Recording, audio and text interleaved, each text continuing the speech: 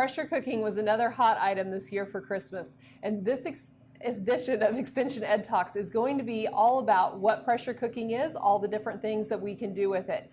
Hi, I'm Erin Petersilie, and I serve the Walnut Creek District for Kansas State University Research and Extension, which is Rush, Ness, and Lane counties.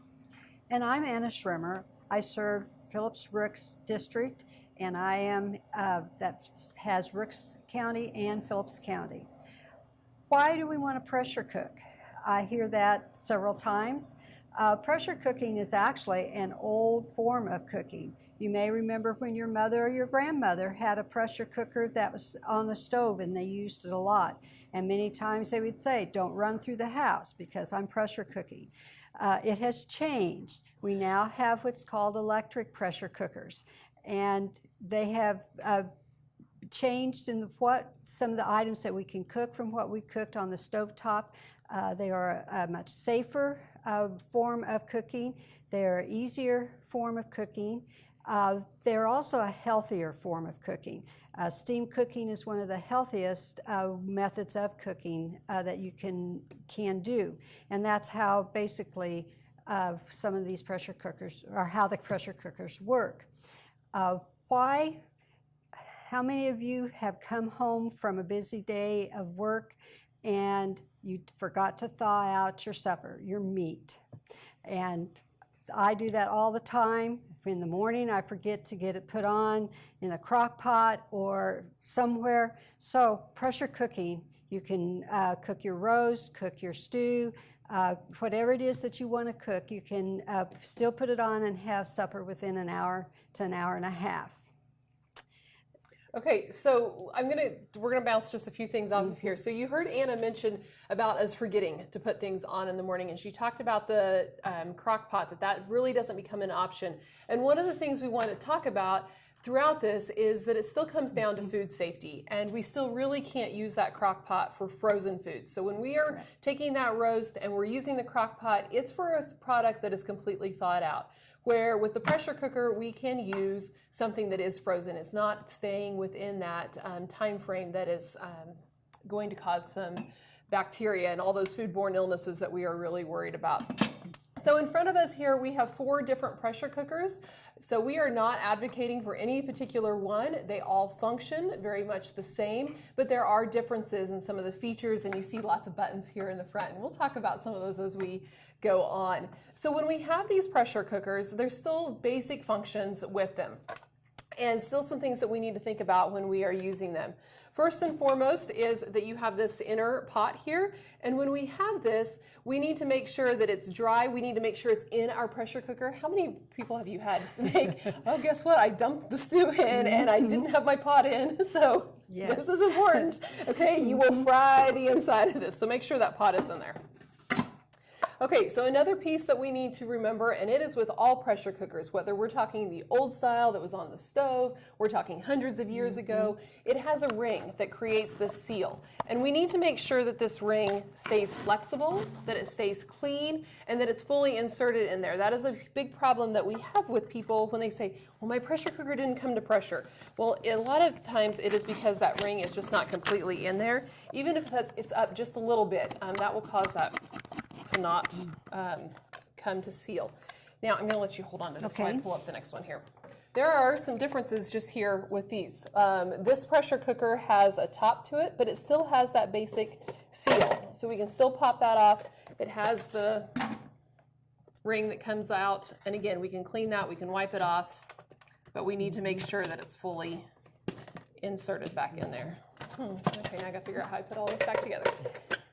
Okay, so another thing with pressure cooking is that it has to have some liquid in there, and that's what creates this pressure. And there's a maximum fill line here on your pressure cooker. You have to listen to it, okay? You have something sticking up above that. Is it going to come to pressure? It's not going to come to pressure, okay? So listen to the max fill line. You'll want to flirt with it, I promise, but it really needs to be below this max fill line so that we can create kind of that head space so that it will actually come to pressure. One of the other things that we really need to look at is this pressure lock. There's probably a little more technical term than that. Yes. What's the, I was gonna say, okay, we're gonna go with the pressure lock. And what happens is once that creates pressure, and you can see it, it'll look different on everybody's. Once it creates the pressure in there, that comes up, and that's what keeps this lid on there. It is not coming off. I don't care how strong you think you are. Once that has locked, it is not coming off because of the pressure. So making sure that that is clear of food and debris so that it can freely move up. Sometimes you won't be able to get your lid on, and that's usually one of the reasons, is that that lock is just not freely moving. So make sure that it can freely move so that we have good safety, so that it will come to, and it will slide on there just like that. So make sure that that is clean. Some of these, and I don't know if this is necessarily one of these, no, some of them will actually have a cover completely over it, so you won't ever be able to even get food on that. So just familiarize yourself with your machine, read your book, look it over, and experiment is going to be all those things that we definitely want to tell you with that. The last piece to your pressure cooker, before we're going to get into sizes here, is this valve, and this is what you set of whether or not we want it to seal or whether or not we want it to vent and just never come up to pressure, but heat up, but maybe not pressurize something. Okay, so talk to us about sizes, because we have a lot of different things here in front of us. Yes, we have, besides a lot of different brands here, we do have a lot of different sizes. Now, it is recommended that when you're trying to choose one, that you choose at least 1 quart per person in your household. I'm by myself, so I have a small one that I purchased. It's a 2-quart one, and I love the size of it because I don't have to cook a whole big meal and then eat it for 10 days afterwards. So I can cook in this small pressure cooker. I also have a 6-quart one for when family comes, but mainly for when I have these classes, and that's why I purchased it. And so it's a 6-quart. This one is a 6-quart, and then we have a 10-quart over here. For a large family, it works wonderful. One of the things we want to mention, though, some of the boxes will say you can can in them. Some of the instruction booklets say you can can in these. No, you cannot can. This is a pressure cooker. It's not a pressure canner. And that's one of the things to remember. If you're purchasing an electric pressure cooker, you cannot can in it. It shows they have not done enough research to know if these hold the PSI, which here at Phillipsburg, in Stockton, and I'm not sure about Rush Center and there, but here we have to cook pressure can at 11 PSI. And they don't know if that will stay at 11 through the whole amount of time that you need to kill the bacteria within a jar. So it's right now, you cannot can in them, and until that research has been done. So no matter what size it is, you still not can can in it. If you're going to can, you need to get a pressure canner, not a pressure cooker. Okay, so just while we're talking about canning here, before we go to break, so even though, so I can't can in these, but what if there's a button on here? Does that mean that then it's okay? No. Okay, so regardless, even though the boxes are saying it, even though there's advertisements out there, these are pressure cookers, and we've got to stay away from the canning. Correct. Okay, so just so that we understand that food safety part of it, so just as we review, the great way to be able to cook healthy, lots of different pieces to this to make sure that this all completely works so that it comes up to pressure and will cook that good flavorful meal for you. And then as we come back from break, we're actually going to put these to work and we're going to see what we can make in them. Correct. Storage Solutions is invested in complete customer satisfaction. You can choose a drive-up unit or a climate-controlled unit. Plus, you can choose from storage units of all sizes to fit your inventory. And that's not all. They'll sign for your packages and deliver and unload them into your unit. Storage Solutions has been named in the top 100 U-Haul dealers 6 times. Rent a pickup, cargo van, or a moving truck to keep your goods on the go. Remember, making moving and storing easy is Storage Solutions in Hayes and Victoria. Come on down to B's Bargains at Smith Center, Kansas. We got the deals. We have a wide variety of inventory like soap, toiletries, toys, mini fridges, even kitchen tables. Everything is new at Bees Bargains, but it's all half the price. Yes, half price. That isn't just a good deal, that's a great deal. And with new items daily, our inventory is constantly changing. That means new great deals are coming in by the truckload weekly. Bees Bargains at Smith Center. If you can't find a deal here, you can't find one anywhere. Hi, we are back again with the K-State Research Extension Ed Talks, and we are talking about and looking at the electric pressure cookers. And Erin and I have talked about what is pressure cooking, the sizes, the kinds of different pressure cookers, and why you may want to pressure cook. Right now we're going to show you different ways that you can, foods that you can cook in the pressure cookers, things that maybe you hadn't thought about. Usually I recommend to people that call in or in my classes that you start out with something simple, and that's one of the things we're going to do first, is do something that's very simple. And maybe you didn't realize that you could go ahead and cook in your pressure cooker or boil eggs in it. Actually, it's steaming eggs. But one of the first things, you want to make sure you have your inner pot. We talked about that the other time, so that if you would pour water through here, actually it'll just run through. My daughter did that, and it just ran through as long as there's no food, but then you have to let it dry out. You got to let it dry out, otherwise you have an electrical issue. Yes, so make sure you have your insert pot. Usually you need to have a trivet or a rack, and it's called both. So if you have a recipe that says make sure you have a trivet in the bottom and you wonder what it is, it's actually just a rack. So make sure you put your insert pot, your trivet, and then you need to have at least 1 cup of liquid. And it kind of depends on how long you're cooking and what you're cooking if you need to have more water. Normally a recipe will speak to that. Now, it doesn't have to be water, it can be any type of liquid. It could be beef broth, chicken broth, wine. But usually you use water for steaming, and when we cook these eggs, it's going to be plain water. So always make sure you put it in. I hate to tell on myself, but I accidentally one time did not put water in, and I couldn't figure out why there wasn't any pressure when I released the pressure, and it was because there was no liquid in there. Now, I just used a regular trivet in this little pressure cooker, and but you can buy and get the egg cooker, egg holder. But my little pot, these are too big for a 6-quart or larger, they work great. So you basically just put your eggs in the shell in your pressure cooker. Now you can use however many eggs, as long as you don't go above that fill line that we visited about. One of the features I really like about my little pot is the lid flips up, so I don't have to locate it somewhere, or when it's hot, I can find it easily. So that's one thing I do like about my little pot. Seal or close your lid. Make sure your quick release button is up. Some of the features that I find that I use a lot is manual or steam.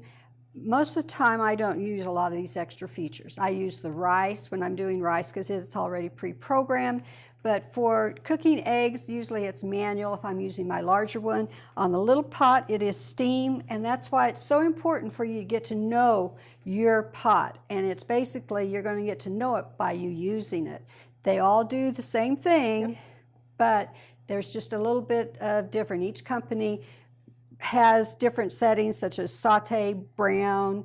Those mean the same thing. So we're going to start the eggs, and I'm going to push steam, and it's at 5 minutes, and I want hard cooked eggs, so I'm going to go to 10 on this, and I've used this enough that I know that in order to get a hard cooked egg, this one needs to be 10.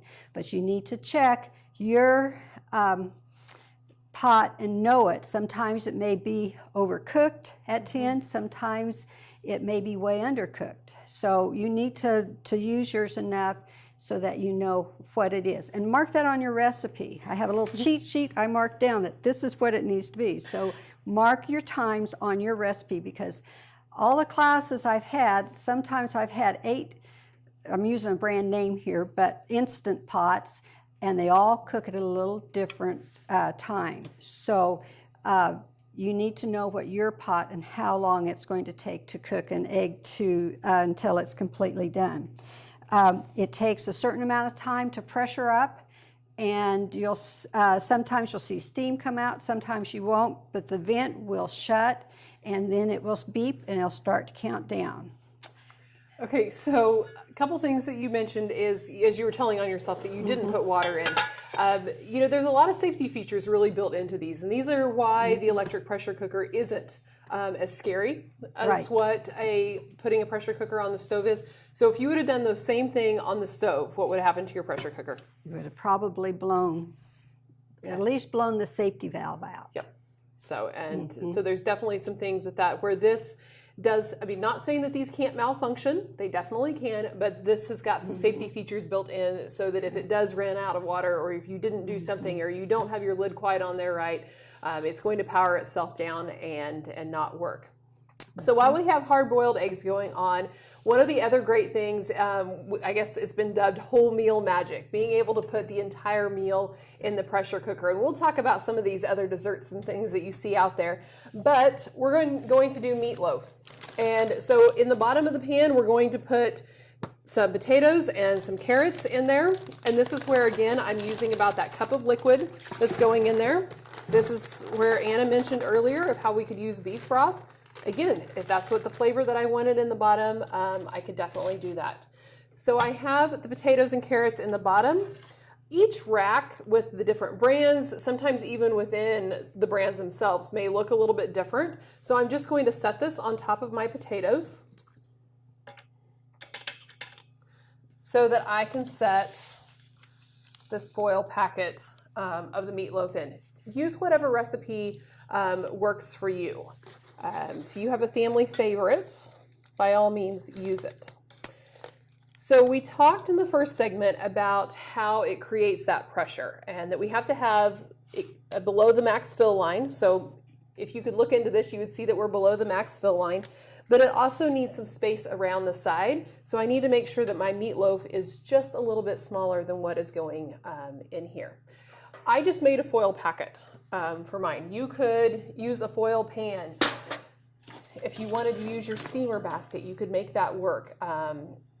I also have a springform pan that you could put in there as well for your meatloaf. Any of those sort of things that would work. One thing to remember in terms of what we're using down inside of here, anything that is safe to go in your oven as far as a pan and things to bake in, you can use in your pressure cooker to cook in. So we've got that. We're going to put this, get our lid put on.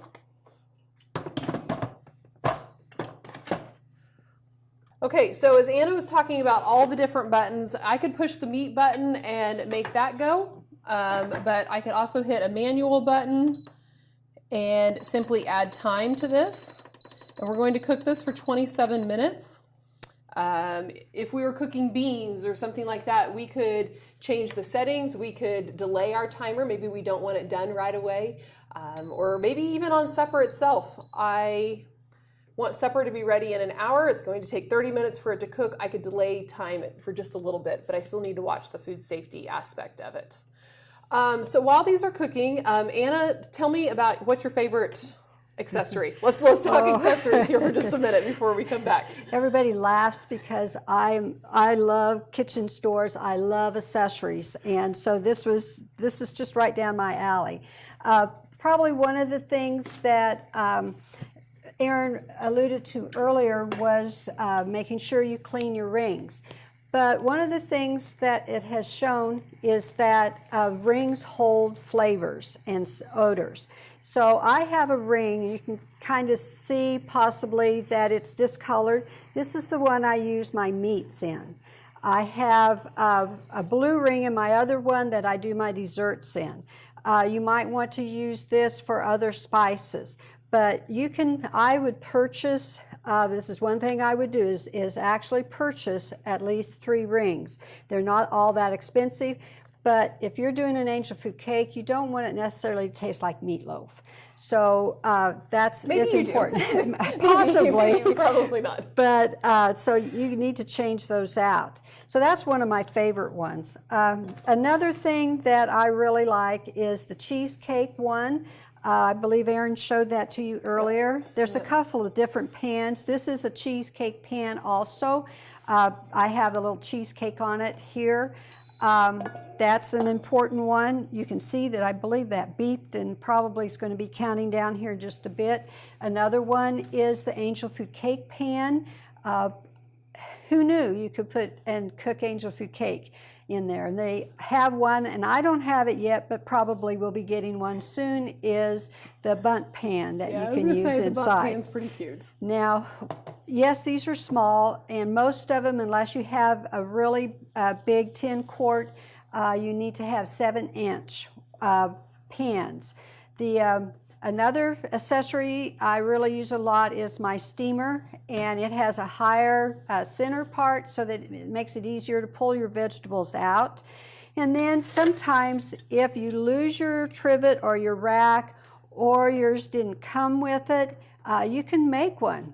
And I've made one out of rings, canning rings, and I just use the twisty, the Yes. red twisty, and put them together. So you can use a lot of different things when it's coming. You see that she's made did several several of them. different sizes. And sometimes these racks are too tall for what it is that you're wanting to put in. So having one of these, it's short, but yet you can get everything down inside. Another accessory that you can make at home that you use all the time is called a sling. And you just take a big piece of aluminum foil and you, mine's always a different size because I can't seem to get it, but it's about 1.5 to 2 inches wide. And you take a sheet of paper, aluminum foil, and you just fold it down. Because some of these pots are so tight and it's hot. Remember, it's steam, and it's cooking at a high pressure and high heat.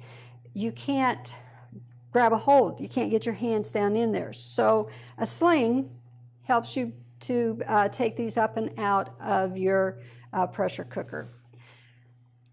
Okay, so that's the down and dirty when we talk about accessories. We are going to go to break, and then when we come back, we will pull some items out and really show you what you were able to make with the electric pressure cookers.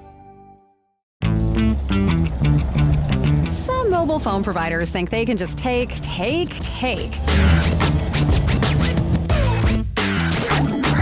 They'll all take an arm and a leg for a new phone. Got it. And look out if you go over your data limit. I didn't see that coming. Unlimited data plans as low as $20 per line. Come into any of our stores for a free, upfront, and honest consultation about your data and wireless needs. Nex-Tech Wireless, the carrier you trust. What a girl wants in her home kitchen.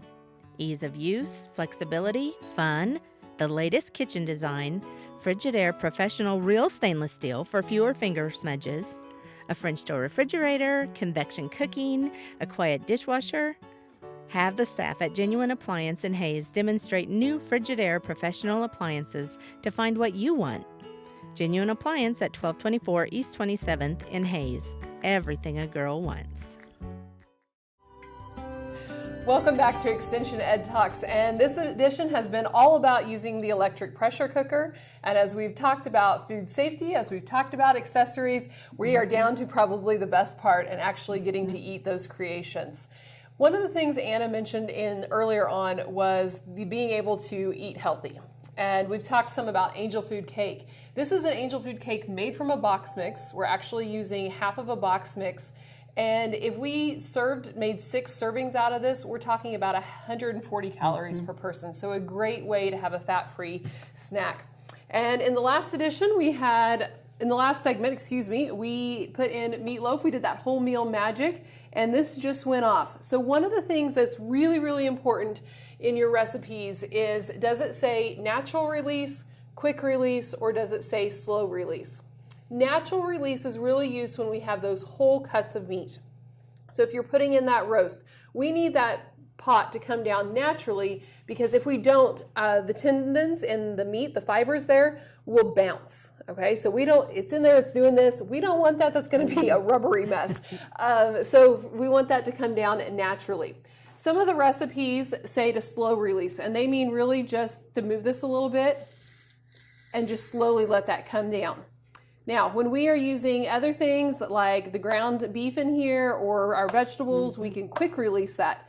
Remember, steam is hot, it's going to burn you, okay? So step out of the way, and when we quick release, we are doing just that. We're going to slide it off to the top, and don't have your fire alarm set right above here, because it's probably going to set that off.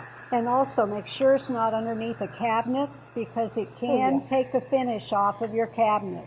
So make sure it's out or underneath a vent. Yes. So, okay, so Anna, the other thing that we made in our last segment, talk just real quick to us about our eggs. And okay, our eggs came out, and as soon as they were done, I quick released it. And then you have ice water. Put your eggs in the ice water for 2 minutes, and then peel them. And this is what I love about doing hard-boiled eggs or any type of egg in. They peel beautifully. Plus, they are also very tender. You do not see any green around the edge from overcooking. They're not rubbery. They're wonderful hard-cooked eggs. Make great deviled eggs. so we have lots and lots of great things, and this is one of those things where you are going to have to play. You are going to have to experiment with some times and what you really like to make. Some of our favorite things that we have been making is using that cheesecake, that springform pan, and making breakfast casserole has been a great thing in there. Now, when we pull out our meatloaf, we're going to see how it's not going to brown. If we would have done this in the oven, we would have had that nice stickiness that would have come with that barbecue sauce or with that ketchup mixture on top. That's not going to happen in here. So we definitely need to think about when we are cooking something in the pressure cooker, we're not going to have that brownness. And we need to understand, though, that all of these things are just eye appeal, okay? At the end of the day, we still need to take a measurement, make sure we take the temperature here, make sure that it's safe to go. You can still hear that this is going, and as long as it's still going, I still can't open this because that lock has not come down. So we are just a few seconds away from it being able to open. One of the things I like to do when I do ribs or baby back ribs or pork ribs in the pressure cooker, as Erin said, they do not brown. I like to take them out, put barbecue sauce on, stick them under a broiler for 2 or 3 minutes till it's bubbly, and so you have, it looks like you have done them in the oven, and they're fork tender. Same thing with meatloaf. You can go ahead and do that, and then put your barbecue sauce on and stick it under your broiler for a couple of minutes, and you have your barbecue sauce that's all nice and bubbly, ready to eat. Okay, so with that, happy eating. We're going to take our temperature, and then it really does smell really good in here. Wish you guys were in here with us. That's what I was going to say. It smells wonderful. So with that, as you have questions about your electric pressure cooker, make sure you contact your local extension office, and happy eating.